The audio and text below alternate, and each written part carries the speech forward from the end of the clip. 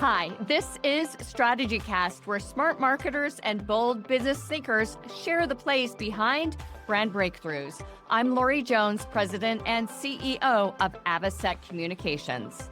Many companies are rushing to use AI in their marketing, but very few have paused to ask a very important question. What is this actually doing for our customer relationships? In many cases, the push toward automation is creating distance instead of connection. Today, we are talking about how to use AI without losing the human element that builds trust and drives real business. You will learn how to anchor your marketing in strategy first, how to create authentic connections in a digital world, and how to build a framework that keeps your messaging consistent and meaningful across every touch point. Our guest today is Fred Wiechmann. He brings a unique perspective on building trust through both brand and product, with a focus on authenticity, human connection, and long-term relationships. A competitive edge starts with strategy, and strategy starts with knowing how to develop one. StrategyCast is a leading marketing podcast that serves up strategic insights, trends, and tips to help separate your business from the pack. Tune in weekly as host Lori Jones interviews bold marketing leaders who have priceless wisdom and are willing to share. Each episode explores cutting-edge approaches that have proven instrumental in transforming brands into industry trailblazers.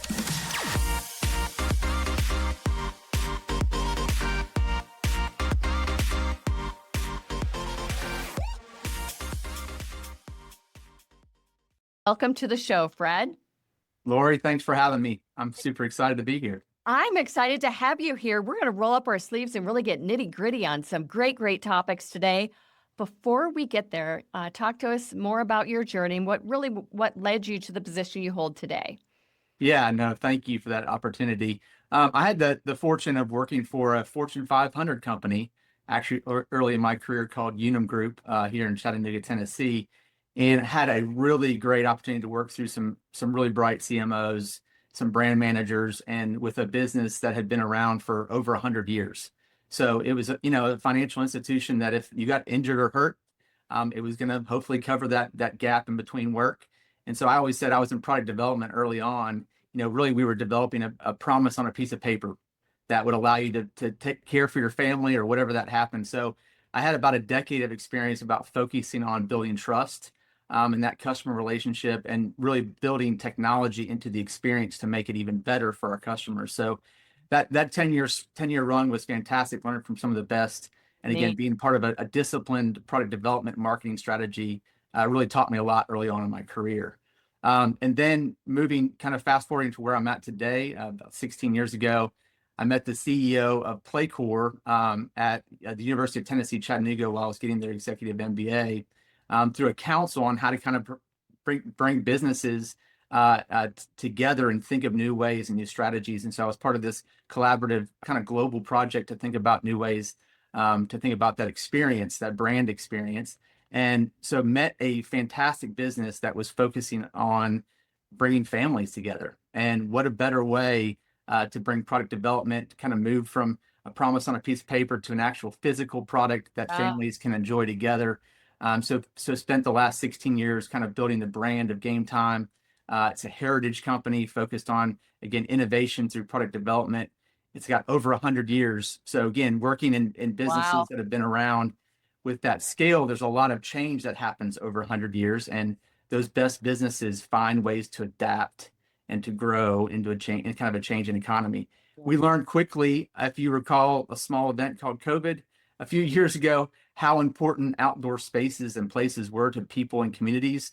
And so again, thinking about how to build those innovations into those experiences where people can come and play and recreate, have a great time. So that's the intersection of kind of where I've kind of taken my career and thinking about building brands and businesses that have meaningful impact and build trust ultimately with the customers they serve. Well, meaningful impact and meaningful connections as well.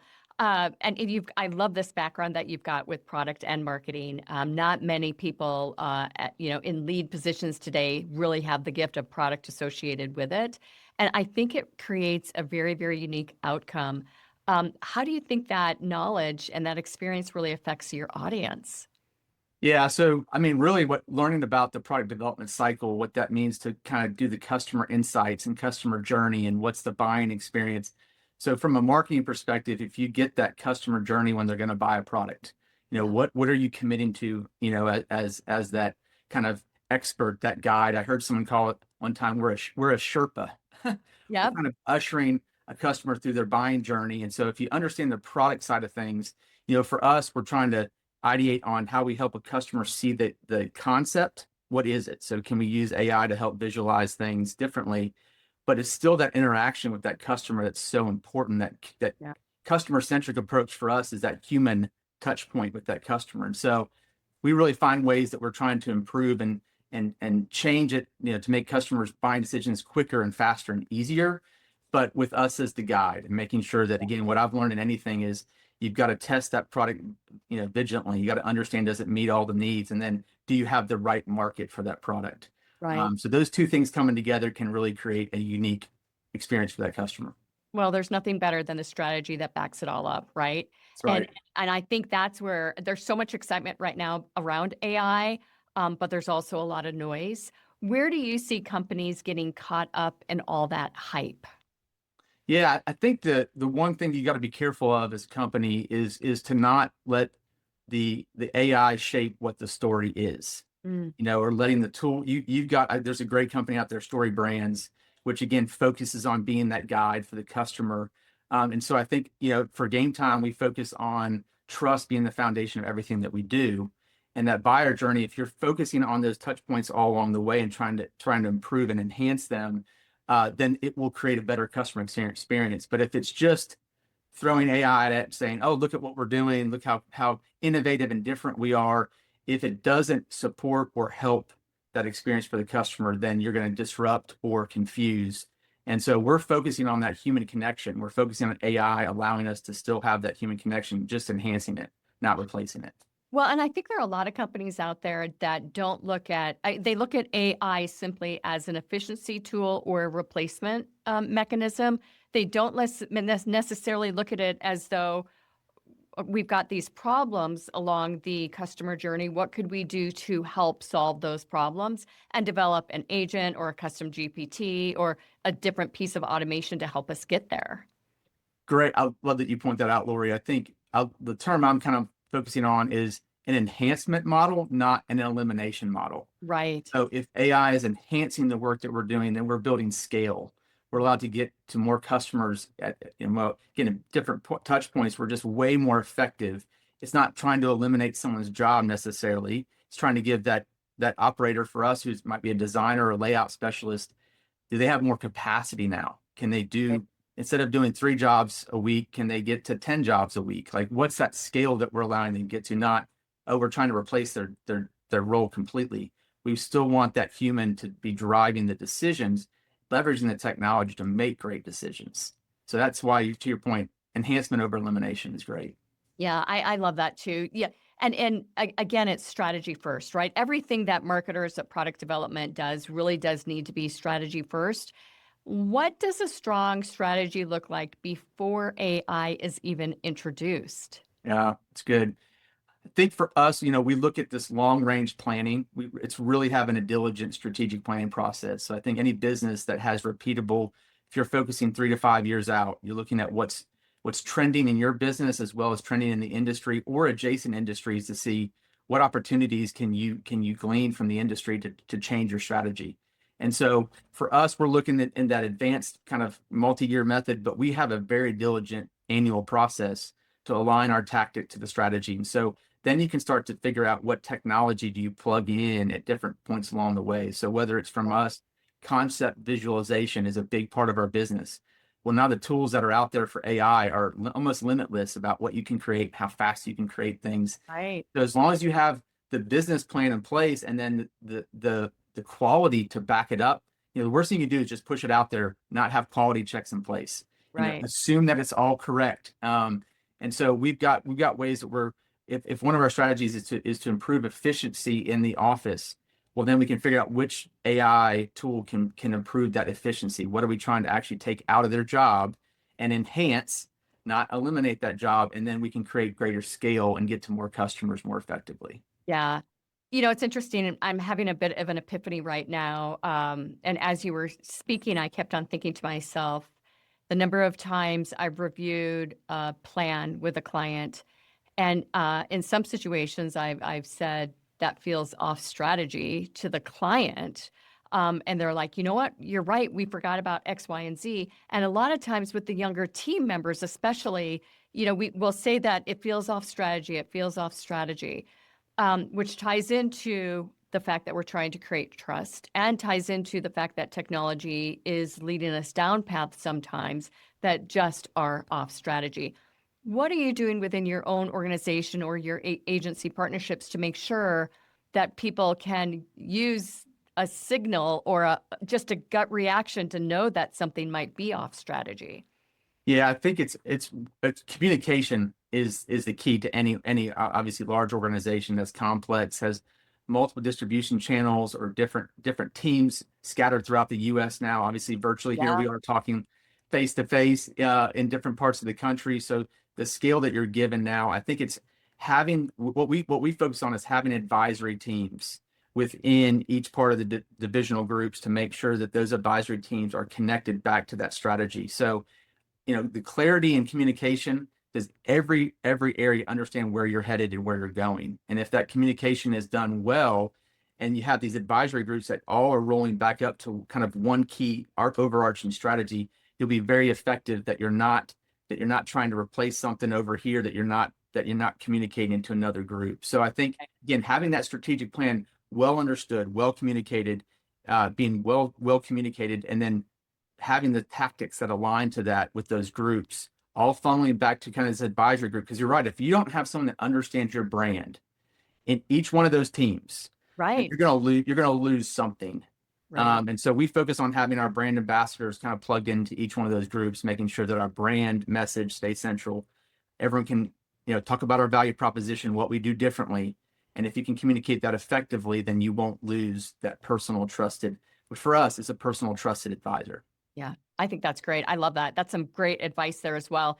It's interesting. I think a lot of people use AI simply to get something done quicker, as we noted, instead of really making sure that it's on brand, on strategy, which means they're putting AI ahead of the business need or the business problem. How do you assure with your own teams that they're always thinking business, then AI, strategy, then AI, brand, then AI?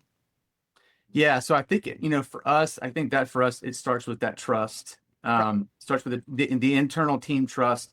Are we helping navigate that customer journey, and do we have a customer centric approach? So are the questions that we're asking about the customer, or are they about us? And if Good. you get too introspective and you're focusing only on what you want to accomplish in whatever initiative you're trying to roll out, whether it's a new visualizer, a new lead strategy, a new fact finding process, leveraging AI, whatever that might be, if it's focusing on only what you want to accomplish and not the customer, you will miss nearly every time. Yeah. So if we keep that customer center of what we're trying to work on and what we're figuring out, then we're going to delight that customer experience. We're going to make it better. And then those things are naturally going to take hold. You won't have to force a new way of doing things if it improves the customer journey. Absolutely. And with that said, we're seeing so much more automation in marketing now, but not more trust.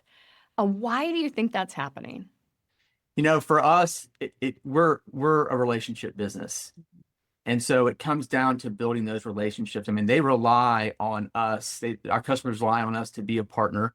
So if automation is gonna remove that accountability, or if it's gonna work against you in some way, we want to communicate. Like, we want to have a communication plan that like we just said, enhanced, but we're not taking the human fully out of the experience. Like, we Right. want to make sure there's ways we can inject that human into that process. I've got a kind of a personal story of that.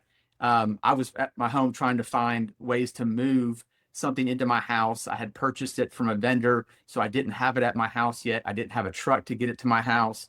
So I had to have a moving company who didn't work for the company I purchased it for go pick it up and bring it to my house. Okay. So Yep. there's a little bit of movement in there. Are they going to be liable for it? Not liable for it? So anyways, I called 3 customers one day. Customer A, I called and didn't hear back till the end of the day.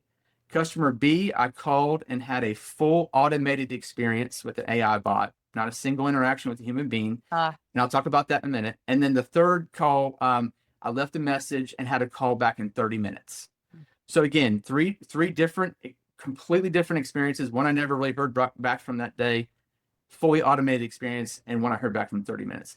But I'll talk about the automated experience. I was overwhelmed with how great it was on yeah, one side. I mean, it was so natural. I could tell that there was some delay and some prompts, but it was just so clean. It answered every question for most part, every question I had. But there was two outstanding questions, and it asked me the prompts that it wanted to get to build my quote. Well, it had right. me a quote in a matter of minutes. Like it built my quote, sent me a quote to my inbox. But the two things it couldn't kind of decipher on was how big was my hill in the back? Could they get it down the stairs? And what were the weights of the equipment? They had a range, but they just couldn't gauge, could they get down that type of a hill with what? Anyways, so Right. they left some buffer in their quote. They leveled up their quote. Yeah. So I got a quick quote and I had a really fun experience. But Yeah. the next company called me back in 30 minutes.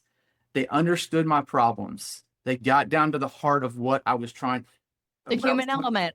They knew 35 years of experience. I talked to the owner. There was a level of trust, and we sorted through the issues that the bot couldn't get to, Hmm. and they had a better price because they didn't have to do the unknowns. So, long story for me, anyways, is that bot, again, for them, that third company probably had something trigger them that they need to call back right away. Right. I got an email notification right away, but I still they levered the automation and the relationship together. They married them and had a great experience. Yeah. The first one never heard back. Yeah. They didn't have any automation in place, and they didn't even get the phone call back. Yeah. Well, and that human element is ultimately what is more trustworthy no matter what. We are unemotional with a bot. We are not as emotional with a bot as we are with someone that, you can see, that you can hear their voice, that can ask the questions. And there's certainly a good, a good time and place for bots. Yeah, But this is such a great example of how not to use it. yeah, yeah. So again, three companies, one no automation, one full automation, one with a blended strategy. And that blended strategy for me, again, every customer is Yeah. different, but that I built trust. I believed what they were doing. I knew that if I had a problem, I could call Steve back because I talked Yeah. to Steve. Didn't know who I talked to in that middle one, and I never talked to someone on the first one. So it's Yeah. amazing how that integrated strategy in both, our own personal lives as well as B2B businesses. Man, if you can integrate the automation with that personal experience, you're going to have a great customer journey. Well, what you're talking about is authenticity. It is very, very difficult for an AI bot to be authentic. Why do you think that is so important in today's marketing?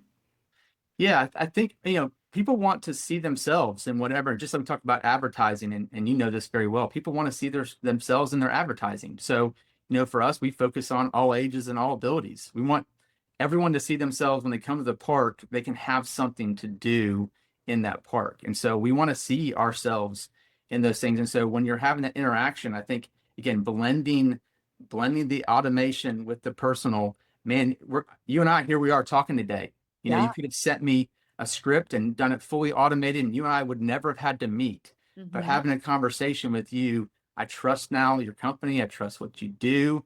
We're able to kind of work through issues here. So this is how business been done for so long. So if we can enhance, but build that personal trust in with your business, man, you'll be a dangerous company. Yeah, there's no doubt about it, and you've been able to achieve that for a lot of the brands that you've worked on. You've mentioned a trust framework that you've got, and these trust frameworks really help create that consistent strategy across all business units. It aligns messaging, of course, across all touch points. There's so many great reasons to have that. So I'd like to talk a little bit more about your personal experience there. Um, you you've stated that this framework guides everything from product to marketing. What does that look like in practice? Yeah, so for us, it's really having that integrated experience for the customer. We want to have the local representation. So we're in the construction business. We build Yeah. massive, large projects. We want to be there to help represent the customer when anything goes wrong. Like we're going to be there, guiding them. We focus on research-backed designs, and so what does that mean? That means partnering with the best, brightest minds in the industry to bring in new ideas and new thoughts about design and about best practice design. So partnerships are a big part of our business. Having this comprehensive portfolio, so focusing on that customer need, where are they in their buying journey? What types of solutions are they looking for? So we look at a comprehensive portfolio as a big differentiator for what we do. And if we can help communicate the consistency and clarity of our product offering is more than just the product. It's the service that we're going to provide. It's the experience that they're going to get through knowing that we've spent a lot of decades worth of research. So if you follow a very disciplined product development process, your customers will benefit from that in the end, because you will, again, you're not just following, like we look at trends and we look at what's trending, what's Right. interesting, but we want to make really great decisions that our customers can trust, because for us, they're putting products that are going to last years or even decades. It's a decade, maybe a two decade long decision, and we want to be that trusted partner. So we follow this grounded framework, very disciplined in our processes from marketing to product development. I'm interested in the internal comms piece of this, because quite often people are very squarely focused on everything external. But Mhm. with an internal communication standpoint, that's really where people begin to live and breathe the brand, day in and day out. Yeah. How do you incorporate that piece into the external piece? Yeah, so that internal communication, I remember even when we all had to go virtual, Yeah. 6, 7 years ago, and how do you teams interact? We were all in the office at that point and having to adjust and pivot very quickly. And again, some of the best businesses are able to pivot, not stay stuck in, well, this is what we do. So we're in the Yeah. office, so this is what we do. We built a strategy on communicating with both our customers through a show that we publicized called Good News in Parks. So we kept Right. that experience where we kept the communication, the dialogue, even though we were all stuck Right. at home. We created dialogue with our customer, but we also created dialogue with our internal staff, and we have a system that we rolled out. It was called Friday Fast Break Videos, Mm. and it was a quick little 3 to 5 minute video that went out to all our internal staff, to our distribution, just kind of talking to them about what we're doing, Yeah. what's in the plans, so it was consistent. We had a repeatable process where people didn't know, am I going to hear from anybody today? We had a Friday fast break, and you could catch up and know I what love the that. business was doing and where we were going, and felt like everyone was part of that change, even though things had changed so much.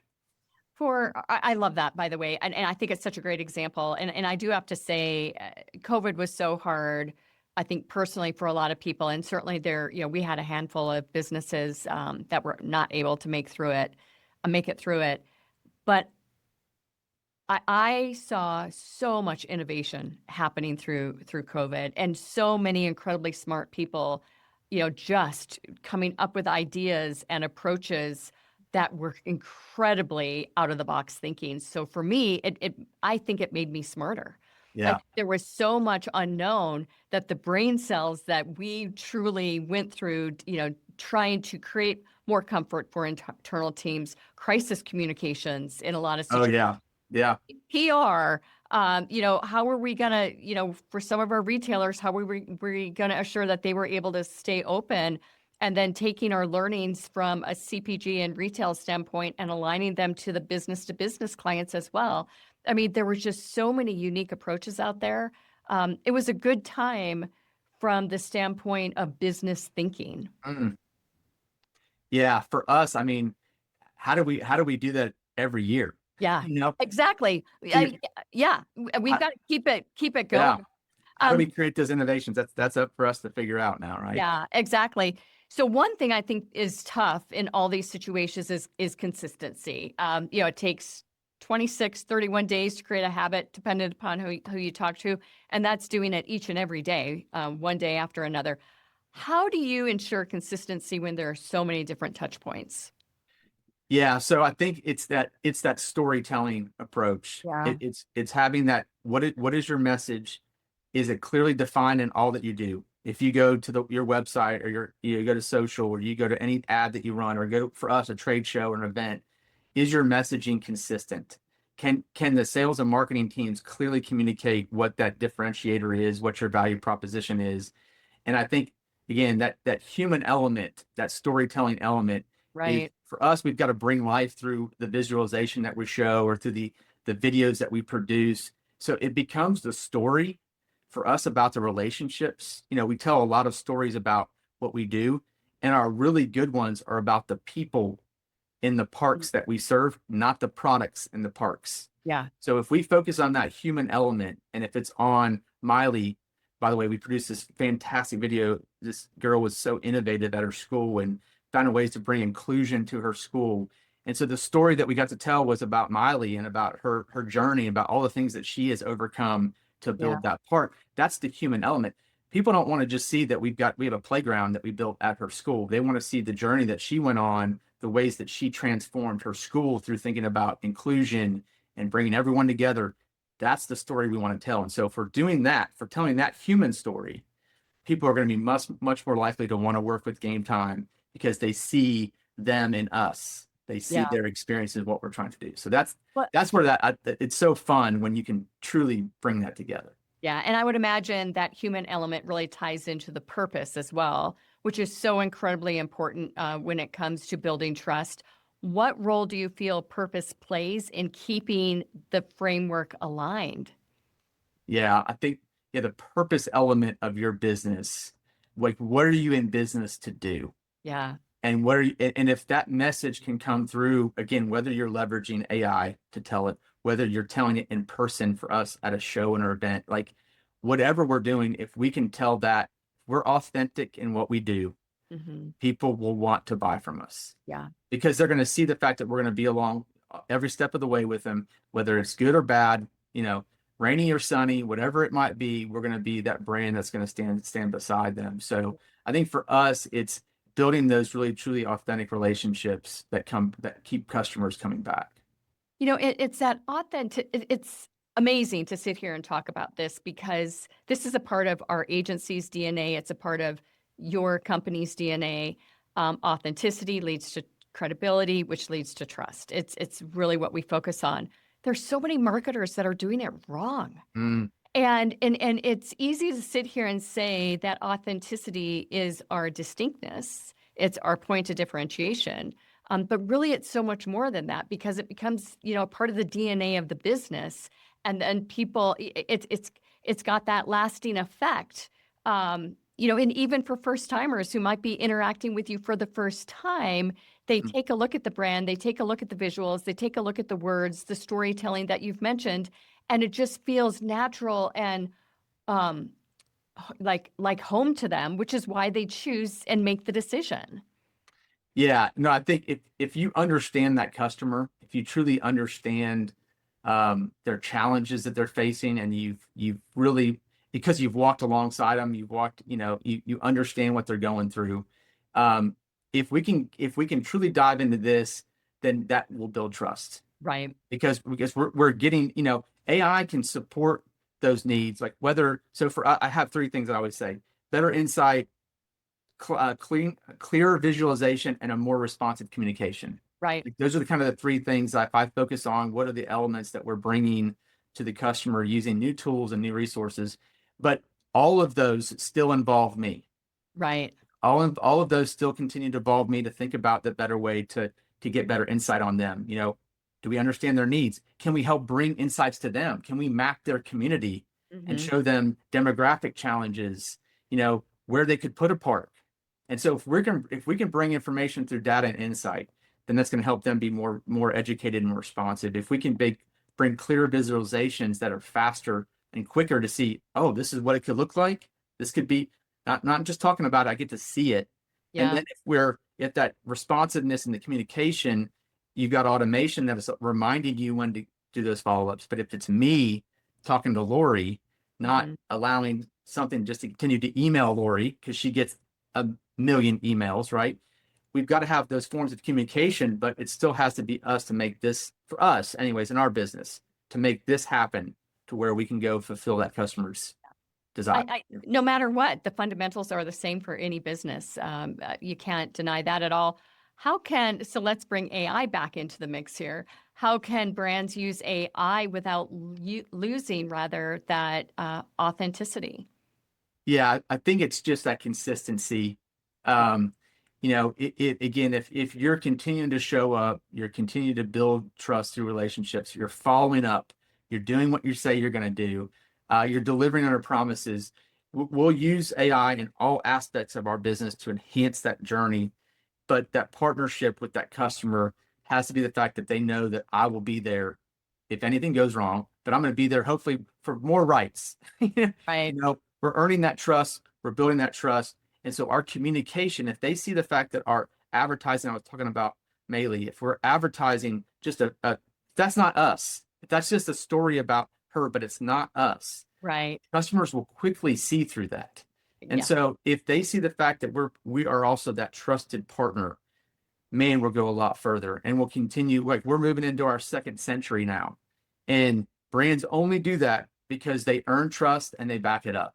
You can market trust. You can say, oh, we're the trust, but your actions have to speak louder than your words. And so again, we're trying to support it in all aspects of our business and how we market, how we talk about our brand, how we promote our product, but customers have to see it happen. Yeah.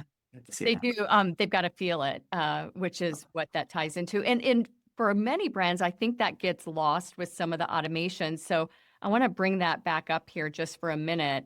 What should marketers be doing differently right now when it comes to the use of AI and automation? Yeah, I mean, I think again, it's jumping in with focusing on, for us, obviously bringing that funnel. Like, you gotta fill the funnel up, right? We're all marketers out there are trying to figure out, hey, am I filling that funnel? Is it becoming more challenging because customers aren't landing on my website like they used to? Mm-hmm. I can go out to a zillion different tools today, get the answers I may need, and not have to go to your website. So finding ways to make sure that on the front end of that funnel that we're still filling that up for our sales teams. You can't ignore that top of the funnel and making sure that lead acquisition is so critical. So leveraging all the tools on the top of that funnel to make sure you're relevant and you're found. That's if you don't do that, all the other stuff doesn't matter. So you're still focusing on that. And then as you get that customer into that funnel, for us, again, it's what we call the fact-finding process. Do you understand what the customer's needs are? And then are we aligning those needs? And so that's where that now leveraging for us, this cleaner, clearer visualization that these tools are advancing so rapidly with showcase. I mean, it's hard I could show you, Lori, right now, a design that we put together and you're like, is that a photo or is that a rendering? And I don't know. And we've been heading there for a long time, but now it's just so fast. And so are our teams advancing those things in a way that we're gaining more scale? So again, that's that second part that I talked about, that for us is that visualization. So many companies have a better way to do it, and there are better tools out there today. So find those tools, find out what works for you, make sure your visualization tools are top notch, because customers are they're going to compare you now with what's out there. And then the third one is just more responsive communication. Yeah. Those are the three. Which is important no matter what. So we have actually completely changed our funnel model with all of our clients. In the past, it was attention, interest, and conversion, right? Now it is credibility, verification, trust, and then conversion. It's, when you flip the switch like that, it's such a different way to approach building trust and being authentic. It's more behavioral based now. How can we move anyone through the funnel if we don't have credibility at the top of it? That's so good. Yeah. We dedicate a lot of what we do to providing resources for free. And the resources and education and all the things that we roll out, we're not asking to get paid for those services. We want those to be readily available to customers. So that builds trust. Yeah. You're willing to give your research and information basically to the customer without having to sign a contract to say they're working with you. Yeah. And so we want to establish that trust that they can go make the buying decision that they want, but we hope it's with us, but we're going to give them that information regardless. Well, and that to me is, we've talked about, if you think about it, building a relationship. We've talked about storytelling as a piece of that. But what you've just defined there is a true action that is very, very different, that creates that authenticity again. Mm. Yeah, another great non-play core game time example outside of our industry. A colleague of mine was traveling home, flying from who knows where, like we all do, right? Getting Yep. from the next job and next deal, and like usual, had weather challenges or whatever it might have been. He's maybe a diamond medallion travel member, so he's flown with this airline for a long time. Yeah. Well, they are now using it to pick up high flyers like himself who are having challenges. We're all seeing it today. They're rebooking before you even get there, so you're not having to sprint to the next terminal, whatever it might be. But they went one step further. They knew that he was going to be delayed. They knew he was going to miss his next flight. There was someone waiting for him on the tarmac in a high sports car, like a beautiful sports car. They got him by name, took him into the car, drove him to the next terminal, and he got on the next flight. They walked to the amazing customer experience. Yeah. So what did they do different? They used AI to inform a decision, but they put the personal touch. They didn't just send him a notification saying, "Hey, go to this." They can't do that for everyone, nor should they. But every once in a while, if you have that, I wasn't expecting that moment, guess what? They will fly that airline for the rest of their lives. They will tell their friends, here I am telling you about it. Yeah. And so if we can involve automation and the personalization and combine those two things with the human authentic touch, you'll win customers over forever. Well, and with that, hopefully we've won our listeners over today. I think that we have. That was a great, great ending to a great, great show. Fred, what is the best way for our listeners to get in contact with you? Yeah, so you can check me out on LinkedIn, Fred Wiechmann, Fred, last name Wiechmann. Shoot me a note on LinkedIn and would love to hear from you. Well, I tell you, you've been fantastic today. At Avocet, we believe the brands that will win in the AI era are not the ones using the most technology. They're the ones building the most trust. Technology should amplify relationships and not replace them, which is exactly what you have stated today and reinforced on so many different levels. That is why we focus on creating our own trust architecture, strategic frameworks that align messaging, behavior, and customer experience to build credibility over time. Fred, thank you so much for your appearance on StrategyCast. Lori, thanks. I appreciate it. That's a wrap. Thanks for joining us on today's show. We hope your strategic brains are spinning with new ideas and bold inspiration that will elevate your strategies and marketing know-how.